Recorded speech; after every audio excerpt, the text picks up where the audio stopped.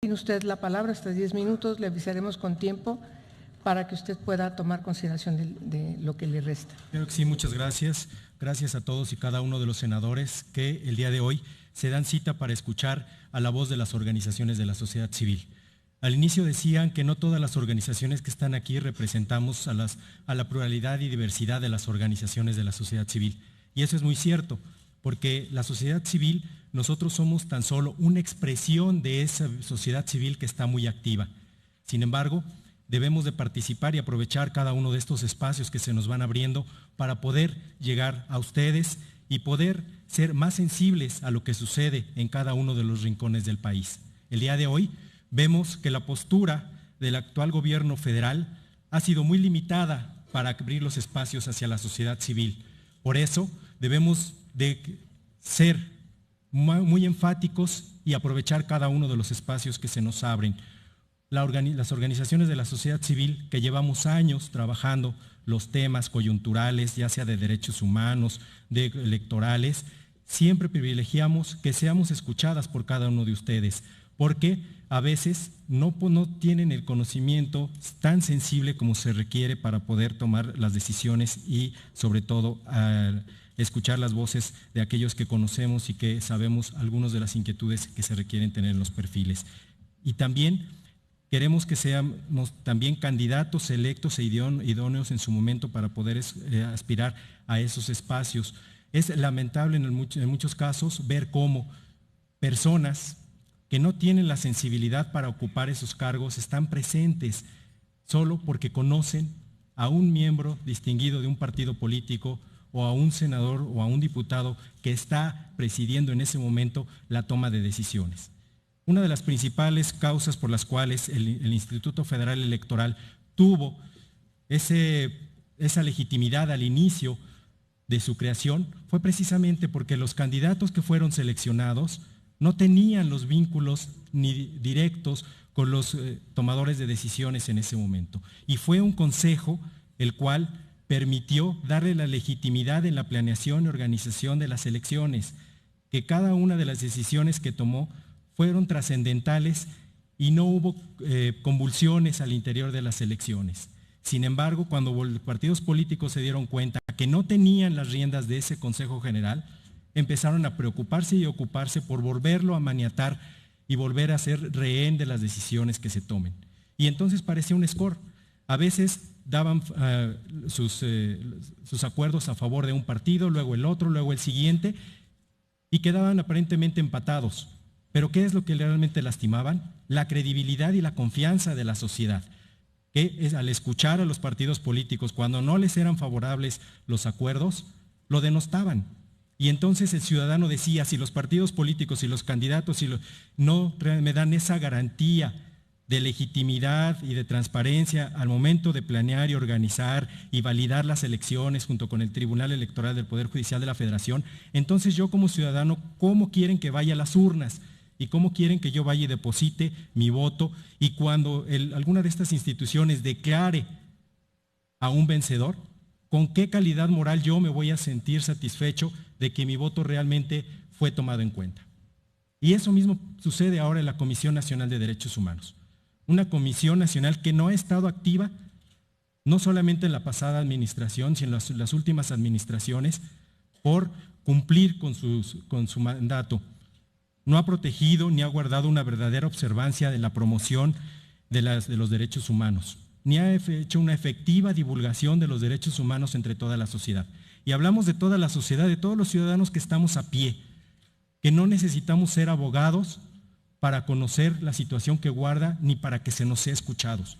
Eso es lo que nosotros debemos de pugnar y el perfil que debe de guardar la nueva persona, ya sea hombre o ya sea mujer, que ocupe esa máxima tribuna. México actualmente vive en un estado de alta violencia, no solamente entre cárteles, narcos y delincuencia organizada. Es una violencia social producto de un resquebrajamiento del tejido social, de una falta de política pública de construcción de ciudadanía. Y todo eso no se hace solamente de arriba de las autoridades del Plan Nacional de Desarrollo o de política pública, se hace en conjunto, cuando se invita a la sociedad civil, a las más de 24,000 organizaciones que estamos registradas ante el INDESOL, en cada una de las comunidades, de los municipios, de los estados, a que participemos en la construcción de esos espacios, de esos planes de desarrollo, de esos programas.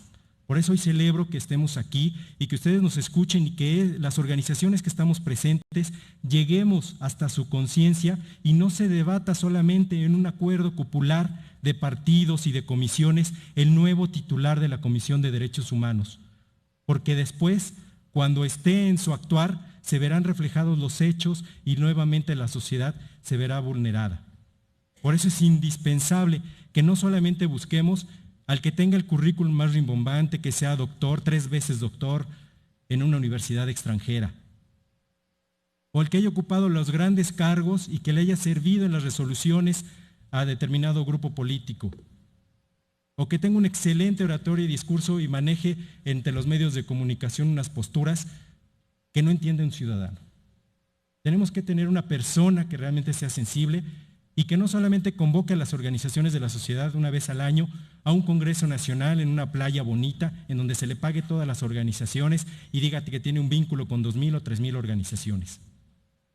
Queremos que sea alguien que realmente pueda llegar y pueda conducirse con los más altos valores de ética en cada una de las investigaciones que haga, que sus recomendaciones que emita realmente sean oportunas para dar seguridad a los ciudadanos, a la sociedad y a las personas involucradas en cada una de sus recomendaciones.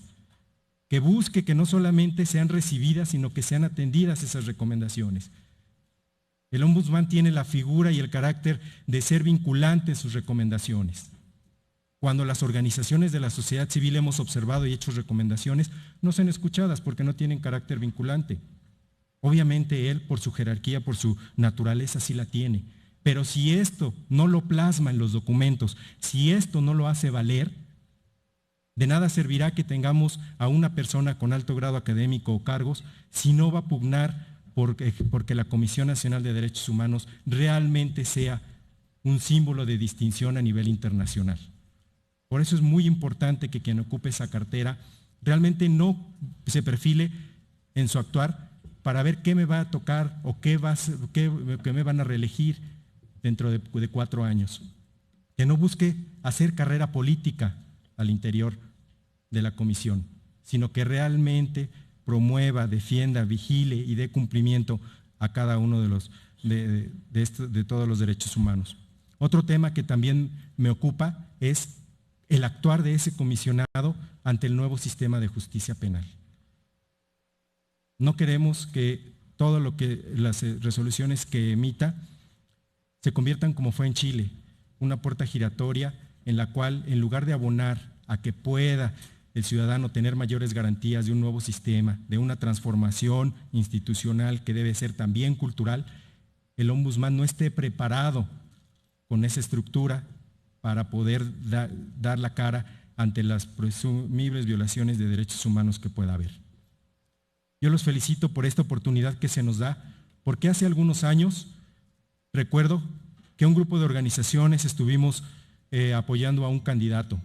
Y cuando llegamos a las sesiones al Senado de la República, fue apabullante ver cómo bajaban de autobuses decenas de ciudadanos diciéndose representantes de organizaciones de la sociedad civil y sumando más de 100 firmas de organizaciones a favor de un candidato. ¿Y saben quién pagaba esos autobuses? Las propias comisiones de derechos humanos estatales, para favorecer a un candidato. Esas prácticas son las que se deben de desterrar. Por eso ustedes deben de tener una fibra muy sensible para saber a quién seleccionan y quién está apoyado detrás de esas organizaciones de la sociedad civil. Agradezco este espacio y finalmente dejo en ustedes una frase de un político francés, Danton, de hace algunos siglos, que decía que antes de construir una ciudad había que formar ciudadanos. Muchas gracias por la oportunidad. Muchas gracias, don Jorge. Por favor, les pido que guardemos un poco de silencio. Sigue doña